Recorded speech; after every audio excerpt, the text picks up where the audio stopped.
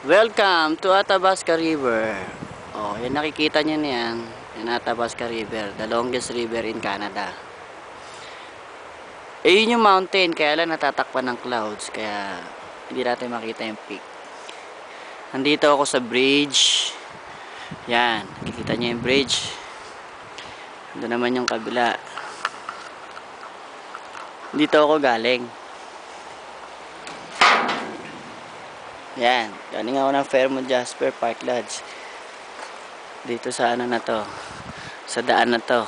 Yan, nagbike lang ako. Oh, kung makikita nyo, ayan. Dito kami nag-float boat. Yung nakasakay kami sa float boat. Tapos, oh, yun, may tao dun. Dito yung akyata papuntang Old Fort Point. Maganda yung hill na yan kasi kitang-kita mo yung buong Jasper. Pag mataas pa yan, aakyat ka pa sa pinang mataas. Ayan.